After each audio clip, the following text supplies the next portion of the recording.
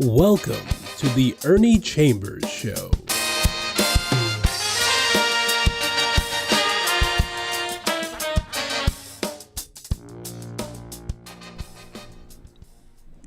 Brothers, sisters, friends, enemies, and fools. There are some fools out there, just like there are some of the others in that catalog.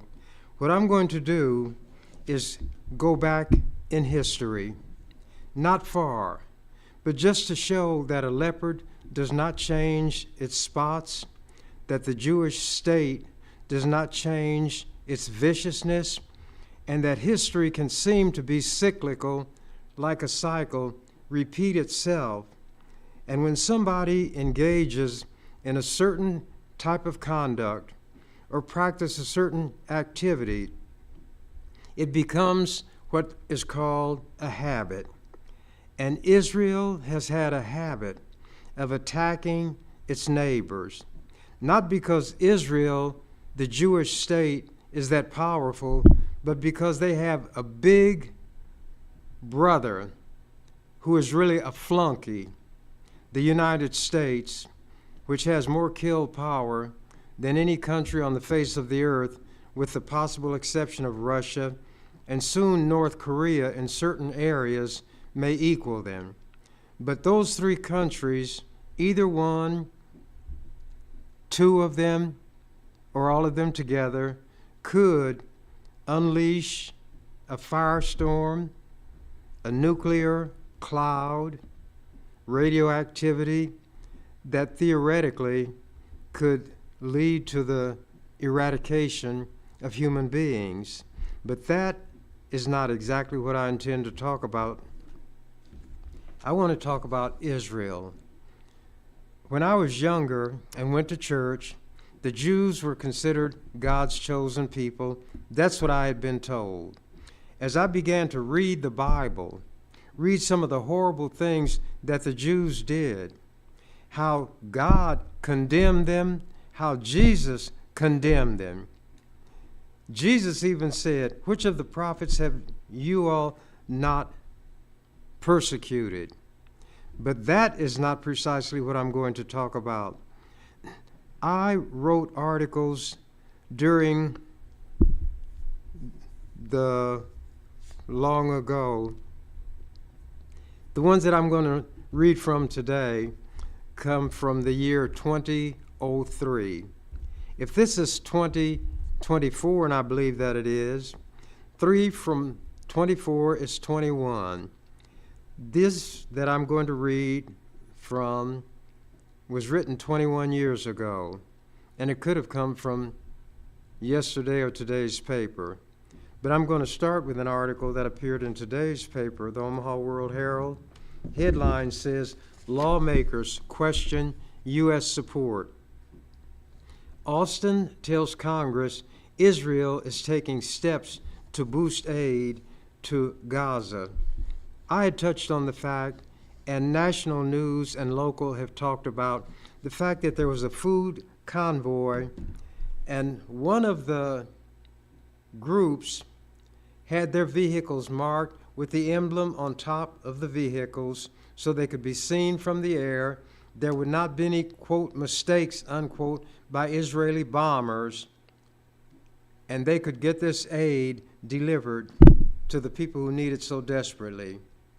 Famine, starvation, attendant sicknesses, and some diseases are racking Gaza, thanks to God's chosen people based on the way they describe themselves.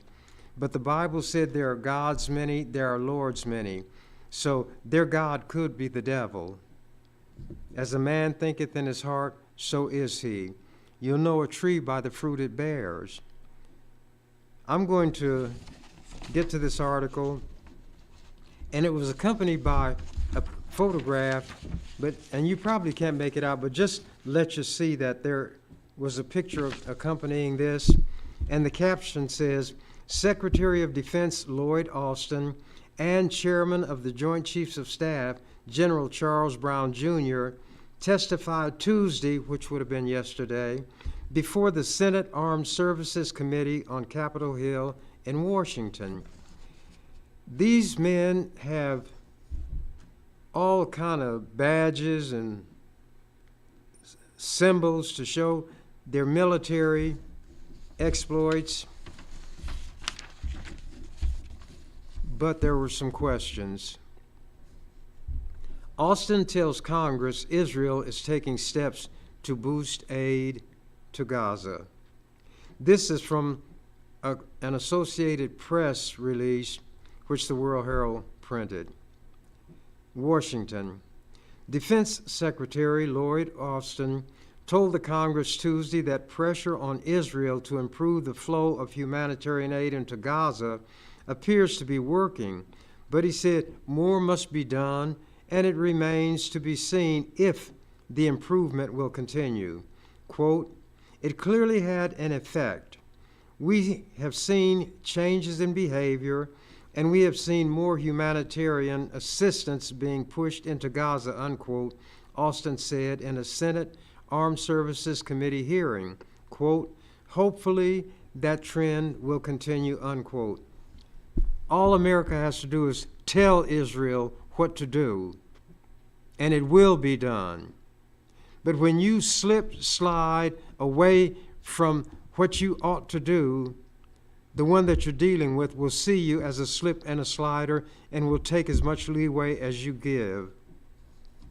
Continuing, protesters interrupted the session several times by shouting at Austin to stop sending weapons to Israel.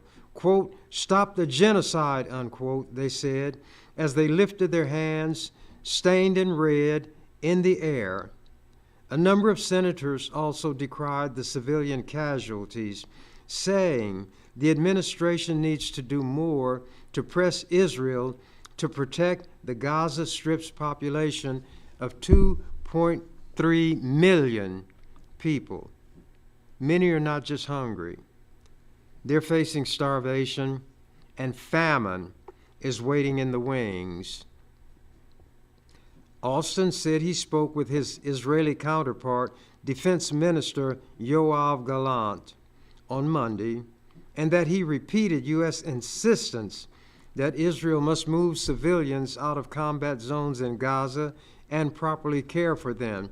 There shouldn't be any combat zones in Gaza.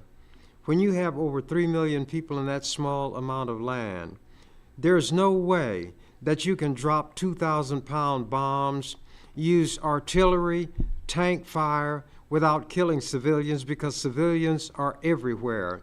It would be like this represents Gaza, and the people from this area where the attack started continued to move in this direction until they're all clustered down here. And when bombs are dropped and this heavy artillery is used, there is no way that anything can happen other than the killing of large numbers of civilians. The Jews know it, and they intend to do it. That which is foreseeable under the law is intended.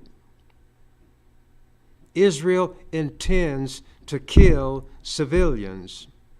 Not only did they learn well from the Nazis, they are excelling what the Nazis did. Austin and Joint Chiefs Chairman General Charles Brown Jr. testified on Capitol Hill about the Pentagon's $850 billion budget for 2025. But the hearing offered the first chance for lawmakers on both sides to question the Pentagon's top civilian and military leadership on the administration's Israeli strategy following the Israeli military's deadly strike on World Central Kitchen humanitarian aid workers in Gaza. And they knew what they were doing. There were, I think, about 7 vehicles. They were spaced many yards apart so that it would be clear that this was a convoy. The markings made it clear, even to those in the air, that this was a humanitarian effort. The Jews cannot say that the attacking of that convoy and killing of those people was an accident because of the large amount of space between each vehicle, and each one was struck in succession. This was intentional. It was murder. It violated the laws, the principles of war and international law. But since Israel is a client of the United States, who is going to put Israel into the dock and make them stand trial for the crimes that they committed, are committing, and have made it clear they intend to continue committing? Let what they are doing to these Palestinians be done to them. And they cannot say, the Jews cannot say, Hitler did worse things to them. Not so. Let me find my place.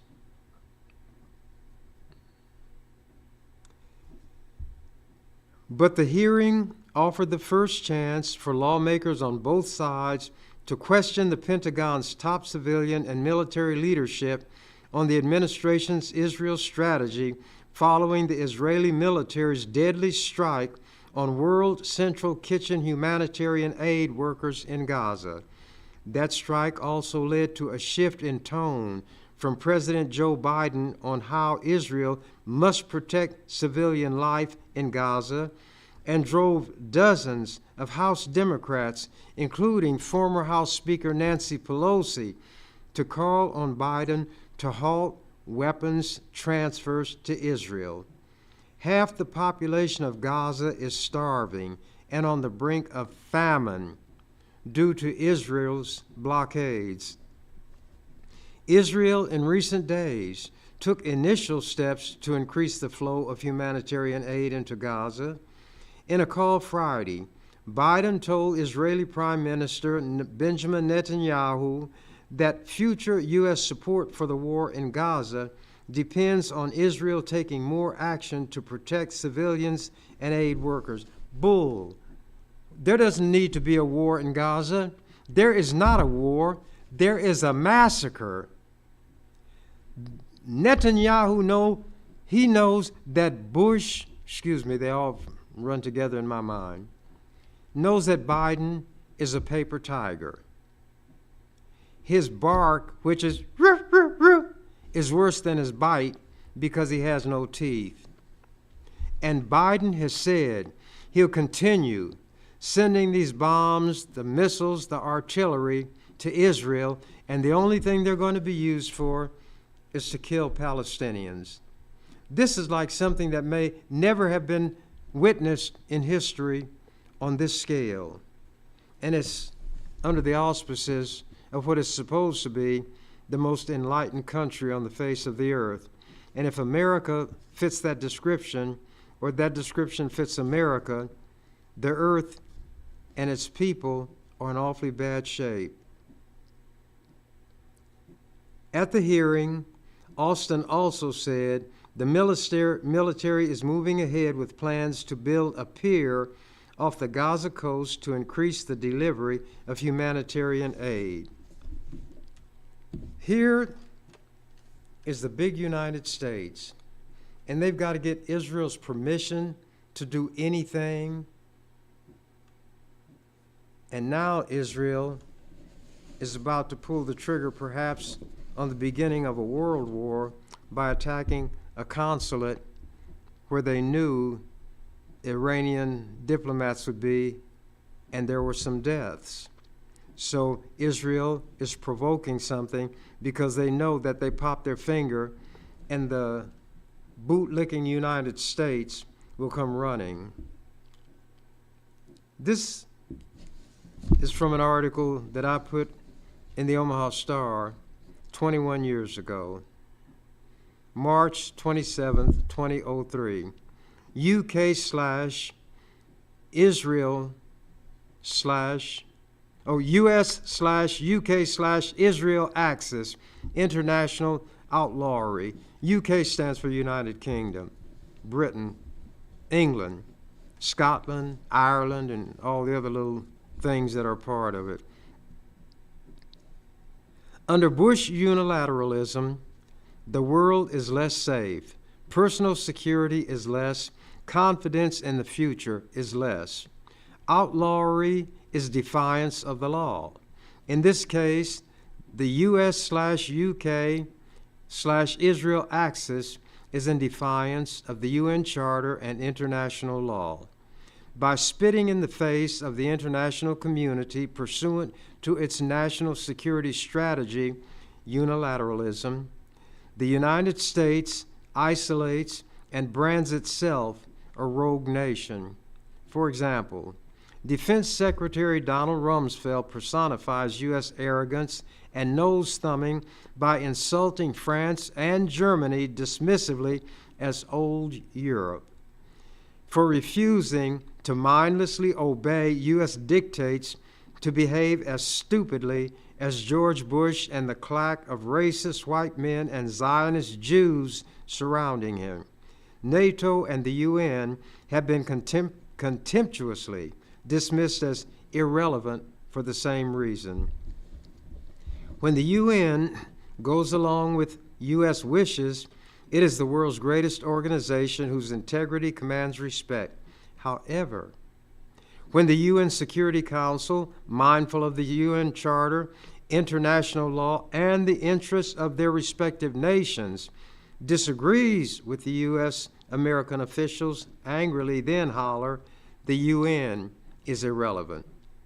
The casualties so far of U.S. unilateralism are Iraq, the UN, United States, Europe relations, Arab regimes cooperating with the Axis.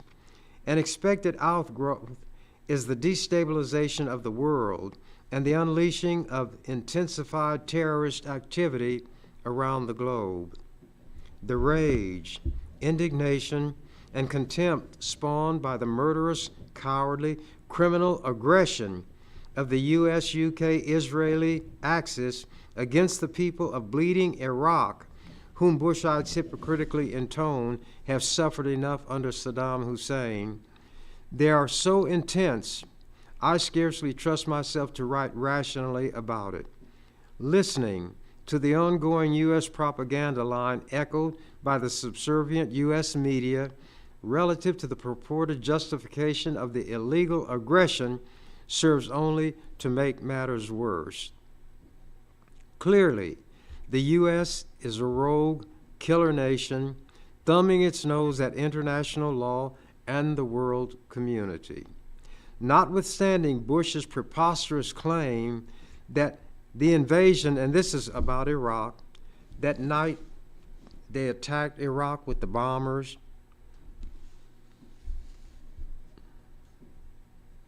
Let me find my place. Bush's preposterous claim that the invasion is to, quote, disarm Iraq, free the Iraqi people, and save the world from terrorism, unquote. Liar, liar, pants on fire.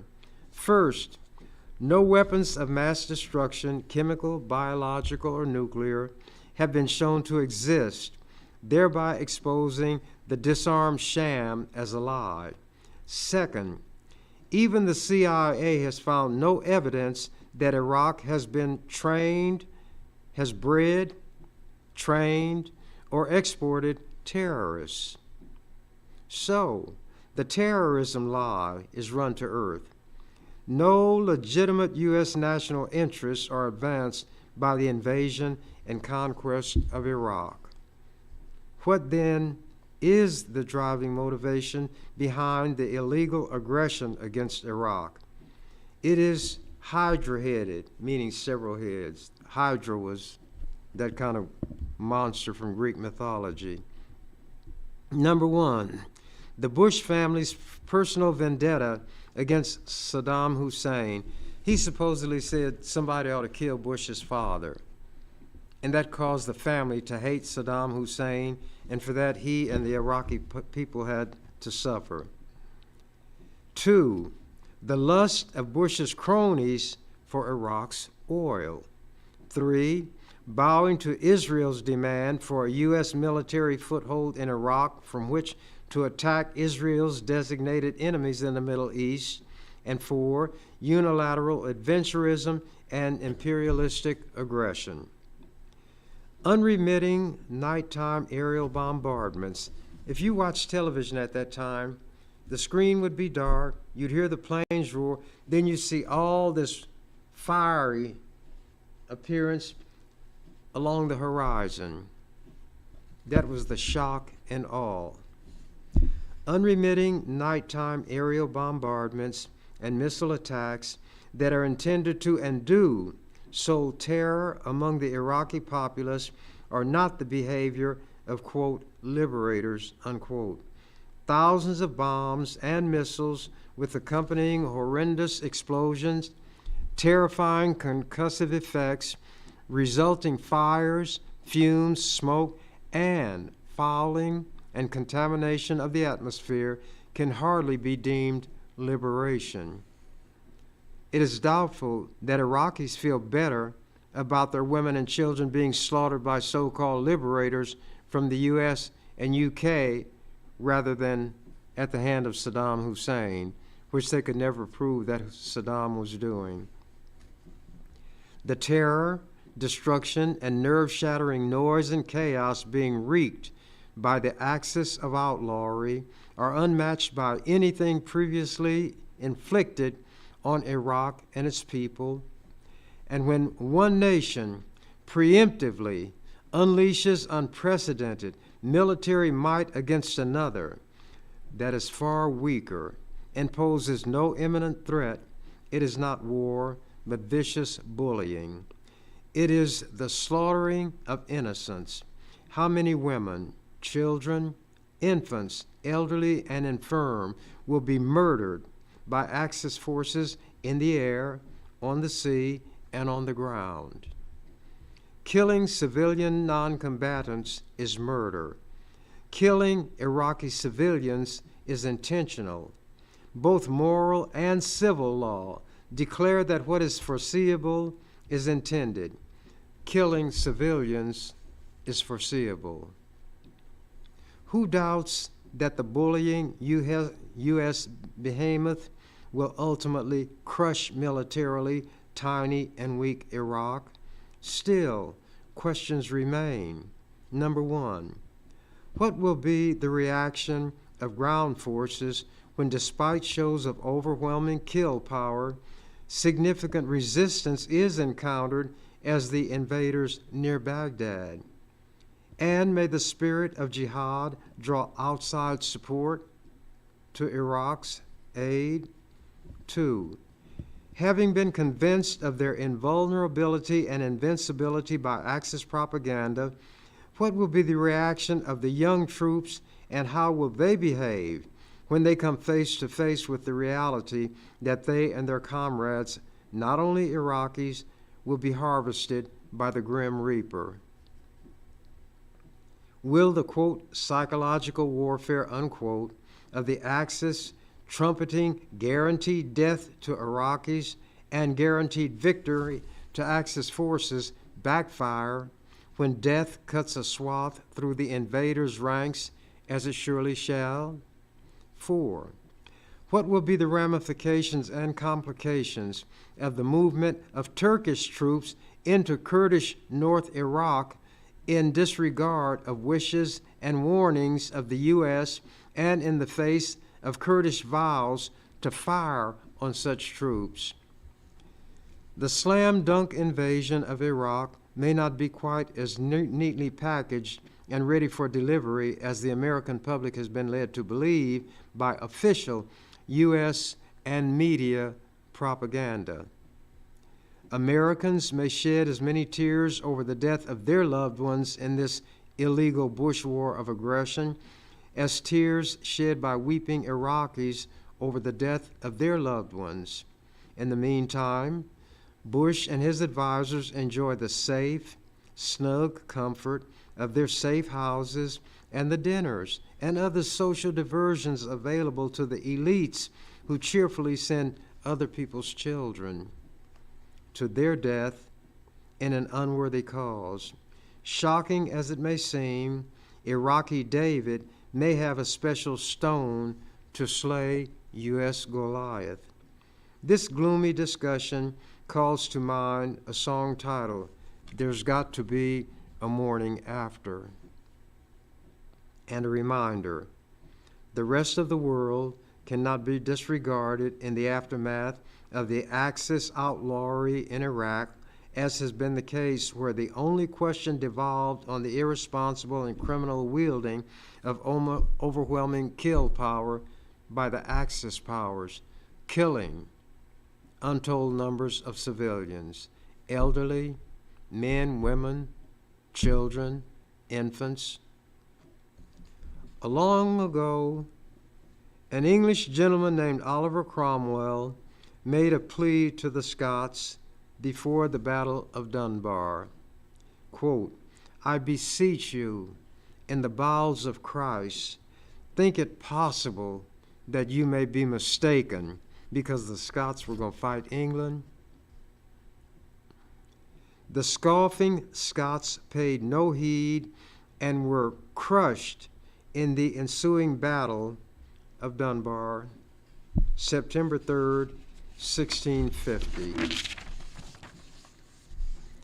If only somebody could prevail on Bush to apply Cromwell's cautionary plea to himself as he blunders and plunges into the thicket of arrogant, irresponsible military unilateralism. The reason I'm going back is to show that what's happening today is just a part of the thread that reaches back some distance. Not quite so long ago, Otto von Bismarck became the first chancellor of the modern German Empire. I like history. Malcolm X said history is the subject best suited to reward our study. He was the modern German Empire, 1871 to 1890. He has been memorialized with an adjective, Bismarckian, and that does not refer to the jelly donuts that we call Bismarcks. Bismarckian, which signifies aggressiveness in politics and diplomacy, is what Bismarckian meant. He won 3 wars and unified Germany, but his legacy, pursued by his successors, that Germany should be unmindful of the interests of every nation except Germany, led to 2 colossal defeats. Thus, the Bismarckian aggressiveness that united Germany and engendered an aggressive national spirit united the world against his successors and resulted in devastating defeats. People need to think about the consequences of their actions. Will the Bushites take heed? Today, weak Iraq. Tomorrow, who's next? With a little bit of luck, Bushian unilateralism may succeed spectacularly for a time, but when it falls in the long run, the failure will be catastrophic and terrible. Even now, bitter, sometimes violent protests around the world and in the U.S. against the Bush family's war and unilateralism are harbingers of more ominous things to come, with little consideration given to long-term consequences of that policy based solely on using the nation's overwhelming kill power to vindicate a family feud and Israel's aspirations in the Middle East. Bush has taken a fateful step which cannot be retracted. The die, as they say, is cast. I repeat, Bismarck won 3 wars that unified Germany, but left a legacy of aggression that led to 2 monumental defeats.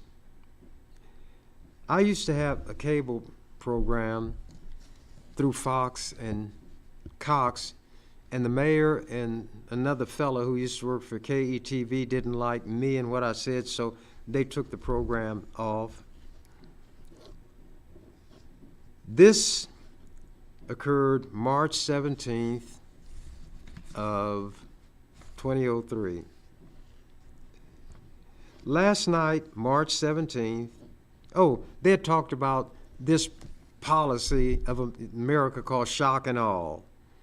Following are some of my thoughts prior to the raining down of bombs and missiles on the people of Iraq. The U.S. shock and awe threat wilted into aw shucks. Last night, which was March 17th, 2003, I watched President Bush talk to the nation from a red-carpeted corridor in the White House. His expression resembled that of a deer in headlights. His weasel eyes had a staring, glittering aspect that made him appear to be either on drugs or lost in that fanatical fog of religious zealots. He has said God talks to him and tells him what to do. Such a delusion creates a dangerous, deadly combination when joined to U.S. kill power. Bush billed his speech, quote, the moment of truth. Instead, it was a quarter of an hour of platitudes, mental mush, foolish fanaticism, and nonsense that a speechwriter put together to cast Bush in the role of a messiah, a savior. As I watched that speech, it struck me as the most bizarre public spectacle I ever had witnessed. It was sheer madness. It was more like a parody, a caricature produced by Saturday Night Live than a real president with the power to destabilize the entire world. But there stood old Weasel Eye in the flesh, engaging in a towering bit of nonsense. He fell into the mode of old Western movies. Gunfight at the OK Corral, Gunsmoke, High Noon, John Wayne, Doc Holliday, John Wesley Hardin, Billy the Kid, the Dalton brothers, Jesse James, all rolled into one in his tortured little brain. Narrowing his beady weasel eyes into a hard squint, he peered into the camera and delivered the statement calculated to fix his place in history. Quote, Saddam, get out of town in 48 hours or I'm going to get you. And that goes for your kids too, unquote. This is you all's president. The rest of the world is shaking their head in amazement. A fool is abroad in the land. The U.S. is in the hands of a buffoonish madman. That speech convinced me that Bush is indeed suffering from messianic, they might say messianic, but the delusions of being a messiah. He truly believes himself to be the Messiah. Again, peering into the camera, he said, as if talking directly to the Iraqi people, as if they were watching him on TV instead of preparing to dodge U.S. bombs and missiles,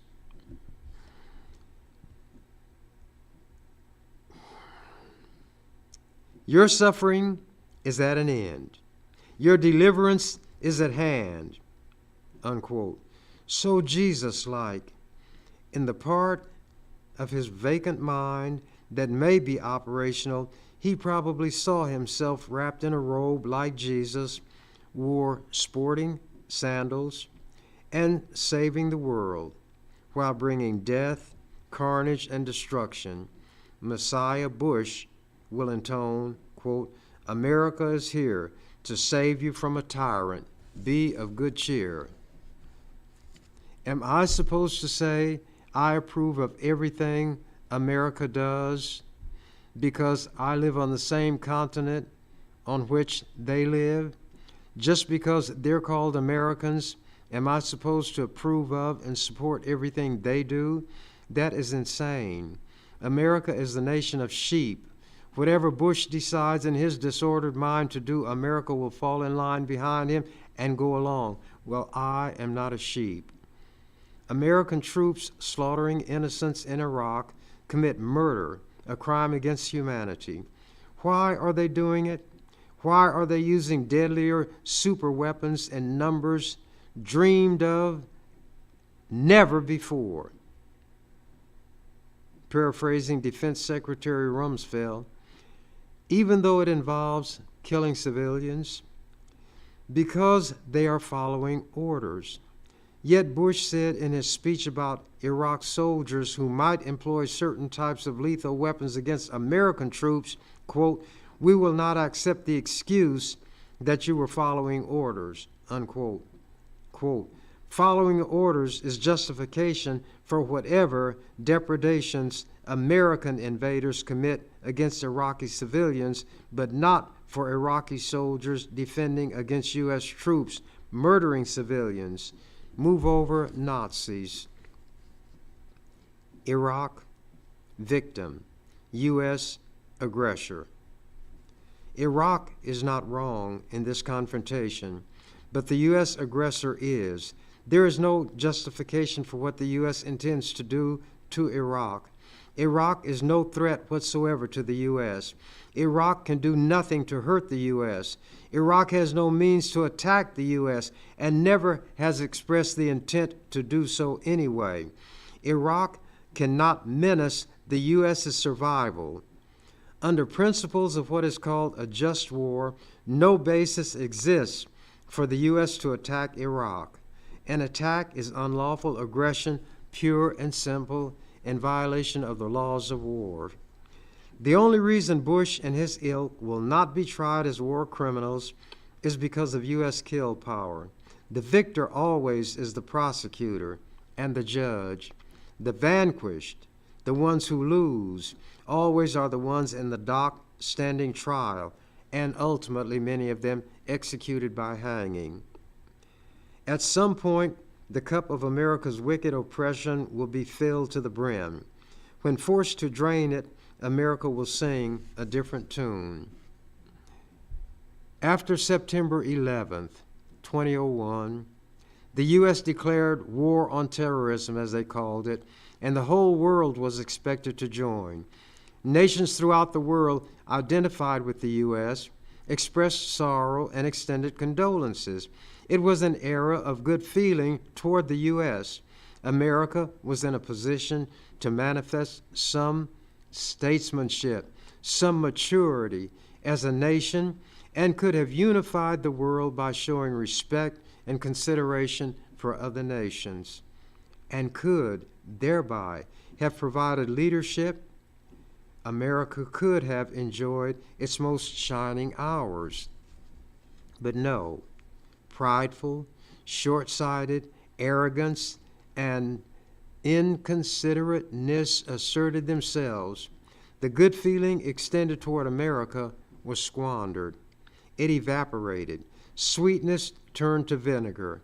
U.S. officials began to insult the countries that were its traditional allies, lecturing them as if they were children. Quote, "If you don't do as we direct, you're on the side of the terrorists," unquote.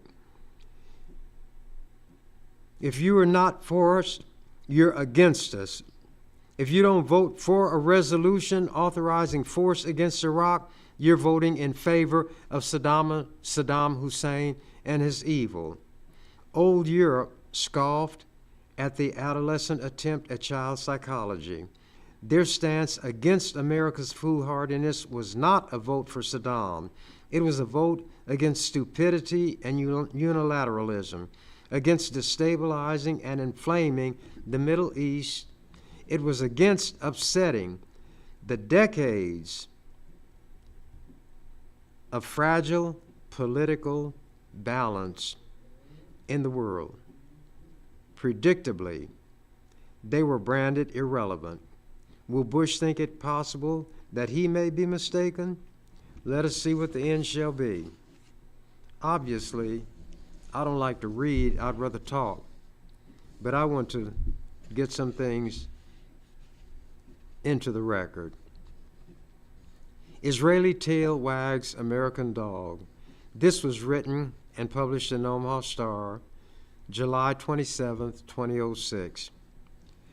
The destructive, murderous, criminal assault by Israeli military forces against the innocent people of Lebanon, women, children, elderly, and infirm, is wholeheartedly backed and sponsored by the U.S., whose own hands are stained with Iraqi blood. The great Satan as America is known in the Middle East, just expedited a shipment of bombs, missiles, and other high-tech weaponry to its Israeli client for use against Lebanese civilians in a state-executed war of terror and mayhem against civilians. Isn't that what Israel is doing now? War crimes are perpetrated daily by Israelis against virtually unarmed people. The rabid Israeli tail, obviously, is wagging the complicit U.S. dog. And Iran has been handed a blood-drenched demonstration of why it had better develop the means, including nuclear, to defend and protect its people against Israel and its U.S. adventurism. I'm convinced that the murderous behavior of the U.S.-Israeli axis of terrorism is what provoked Russia within the past few days to back away from support of the U.S. proposed sanctions against Iran and to reevaluate the entire Iran nuclear question. And Iran did develop nuclear weapons thanks to what Israel was threatening and what America was backing them up in. But without reading all of this, because I got a lot, and I'm going to read some later on, my intent was to show, and I had listed concrete examples of things that happened all those years ago being duplicated by the Israelis today. They had different, I was going to say chancellors. Germany has chancellors, and their most notorious regime was that of the Nazis. Israel has had different prime ministers, Sharon and some of the others, and some of them were as vicious in their own way as the Nazis had been toward Jews, Eastern Europeans, gypsies, and Russian prisoners when they were taken captive. And some of the Russian prisoners were shot down in broad daylight in the streets. For some reason, the Israelis really hated them.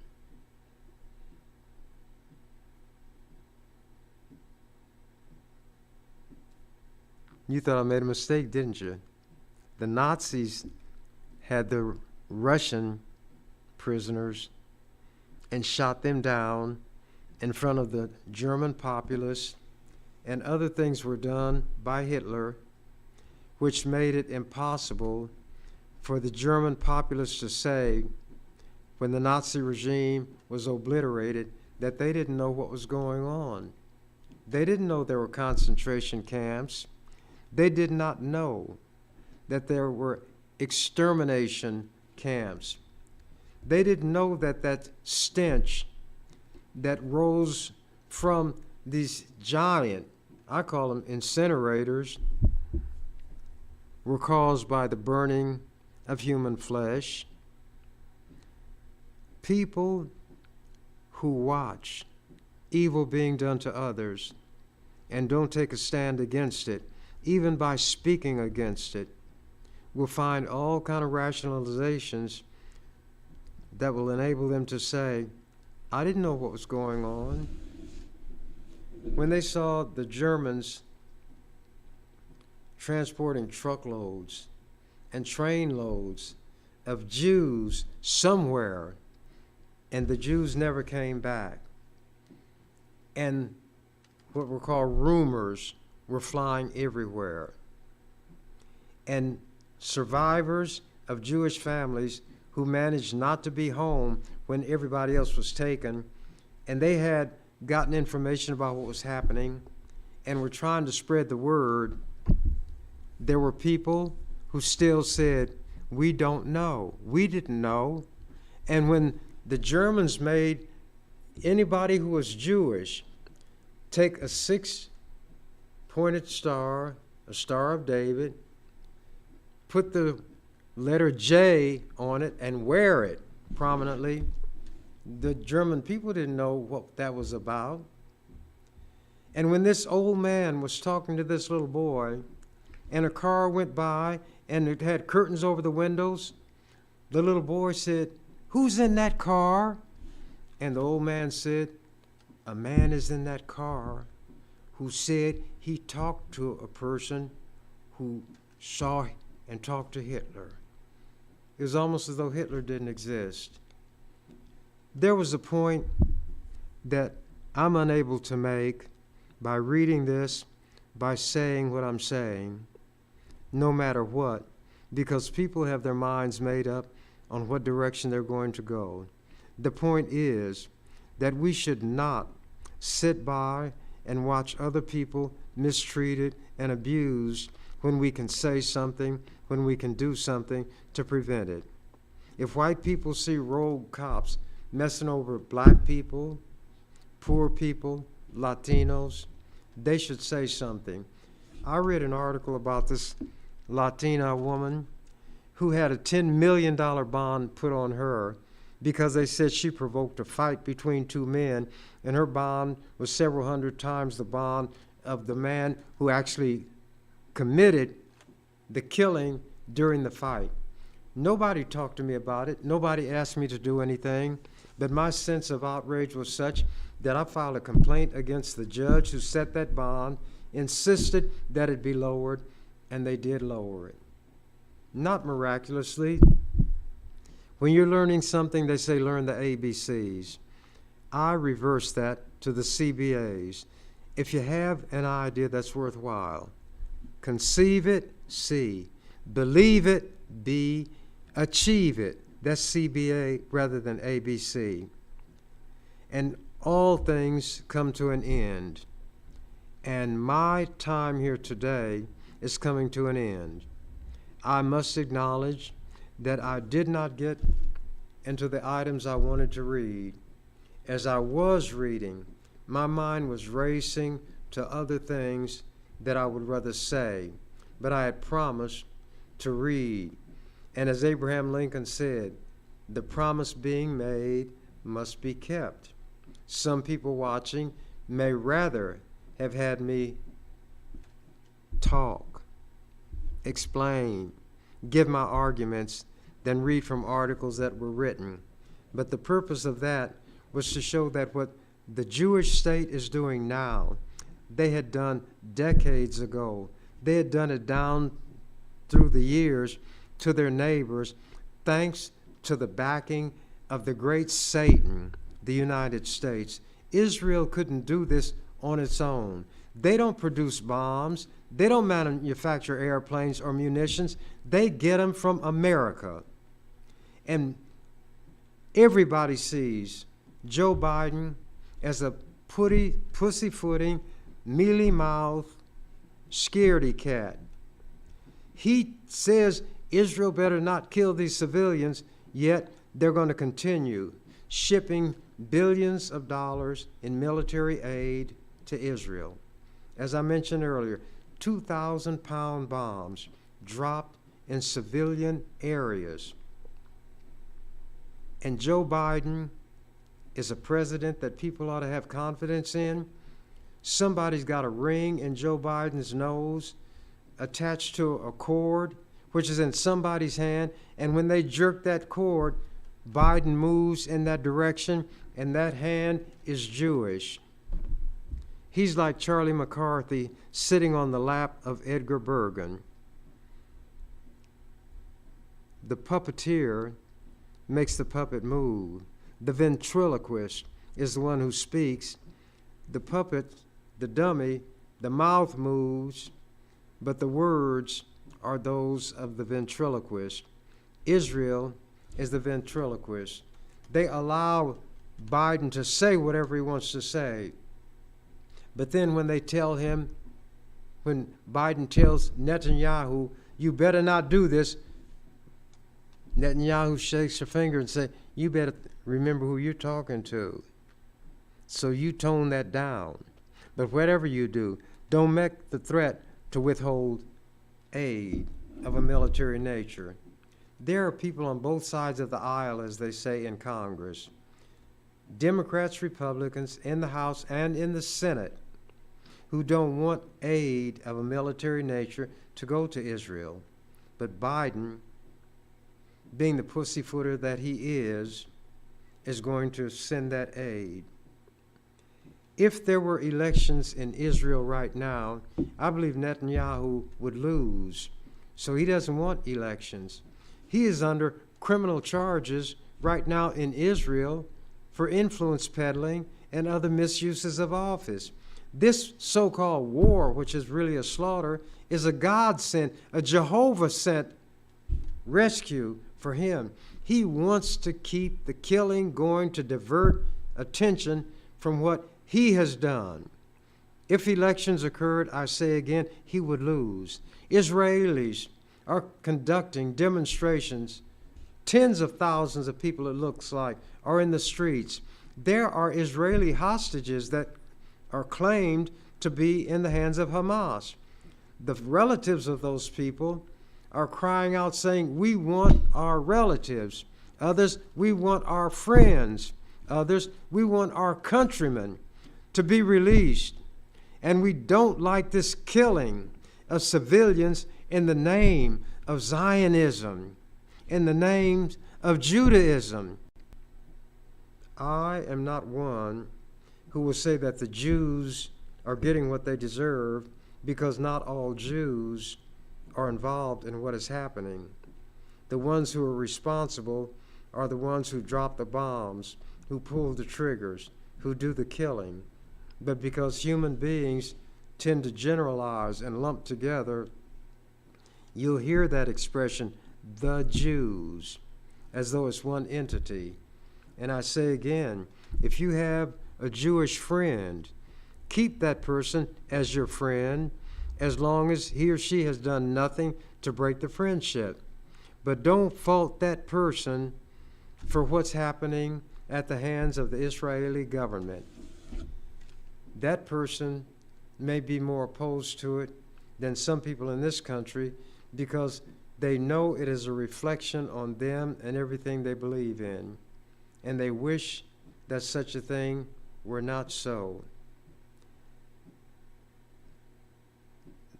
I don't know how much time I may have, but I'm going to presume that I've said enough, and a wise man knows when the time has come to maintain silence. So with that, I'll say au revoir.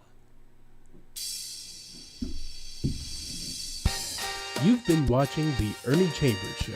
If you'd like to leave suggestions, email us at ewcfacts@gmail.com.